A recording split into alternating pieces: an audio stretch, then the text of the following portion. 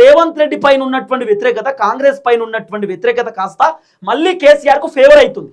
అంటే కేసీఆర్ మంచో చెడో కేసీఆర్ ఉంటేనే మంచోడు, కేసీఆర్ ఉన్నప్పుడే బాగుంటుండే, కేసీఆర్ ఉన్నప్పుడు రైతు బంధు టెన్షన్గా వస్తుండే, పెన్షన్ వస్తుండే, కేసీఆర్ ఉన్నప్పుడు రేవంత్ రెడ్డిలకి ఇల్లులు కూల్చేయలే, కేసీఆర్ ఉన్నప్పుడు ఆయన పని ఆయన చేసుకుంటూ పోయిండు, కానీ ఇట్లా రేవంత్ రెడ్డిలకి ఆగమాగం చేయలేదని చెప్పి చాలా మంది జనం కేసీఆర్ని పొగుడుతున్నారు, కేసీఆర్కు పాజిటివ్గా మాట్లాడుతున్నారు. ఈ సమయంలో కేటీఆర్ను అరెస్ట్ చేస్తే ఖచ్చితంగా కేసీఆర్ బయటకు వస్తాడు, బయటకు వచ్చి ప్రెస్ మీట్ పెడతాడు, మాట్లాడతాడు. ఎందుకంటే ఇప్పుడు బీఆర్ఎస్ పార్టీకి రెండు తలలు, ఒకటి హరీష్ రావు, ఒకటి కేటీఆర్. దాంట్లో కీలకమైనటువంటి వ్యక్తి కేటీఆర్. కేసీఆర్ ఏమో కంప్లీట్ శరీరం, కేసీఆర్ లేకపోతే పార్టీ లేదు. కానీ ఇప్పుడు తలలు ఇంపార్టెంట్ రెండు, అంటే రెండు కండ్లు.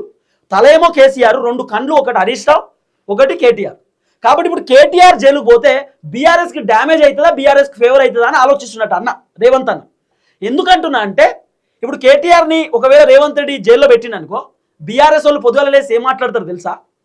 ఏమంటారు అంటే కేటీఆర్ ప్రజా సమస్యలపైన మాట్లాడుతున్నాడు, అసెంబ్లీలో ప్రభుత్వాన్ని ప్రశ్నిస్తున్నాడు, ప్రభుత్వం 6 గ్యారెంటీలు ఏమైనాయి, 420 హామీలు ఏమైనాయి, అధికారంలోకి వచ్చిన దగ్గర నుండి ఇప్పటిదాకా ఏం చేసిరని చెప్పి కేటీఆర్ ప్రభుత్వాన్ని ప్రశ్నిస్తుంటే రేవంత్ రెడ్డి తట్టుకోలేక కేటీఆర్ మొత్తం ఘోరంగా ప్రశ్నిస్తున్నాడు, మమ్మల్ని తిప్పలు పెడుతున్నాడు, కేటీఆర్ మమ్మల్ని రకరకాల ఇబ్బంది పెడుతున్నాడు అని చెప్పి తట్టుకోలేక కేటీఆర్ అరెస్ట్ చేసిరు. కావాలనే రేవంత్ రెడ్డి కేటీఆర్ని తట్టుకోలేక జైల్లో పెట్టిండని చెప్పి బీఆర్ఎస్ వాళ్ళు కూడా మాట్లాడతారు. అట్లా మాట్లాడితే ఖచ్చితంగా రేవంత్ రెడ్డికి డ్యామేజ్ అవుతుంది.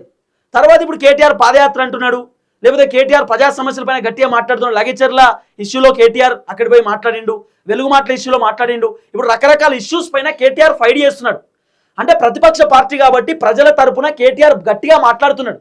ఇట్లా మాట్లాడుతున్నాడు అనేటటువంటి వ్యవహారంతోటే, ఇట్లా గట్టిగా ప్రభుత్వాన్ని ప్రశ్నిస్తున్నాడు అనేటటువంటి వ్యవహారంతో కేటీఆర్ని కావాలనే అరెస్ట్ చేసి లోపటేసిరు అని చెప్పి చాలా మంది జనాలు అనుకుంటారు అనేది రేవంత్ రెడ్డికి అర్థమైంది.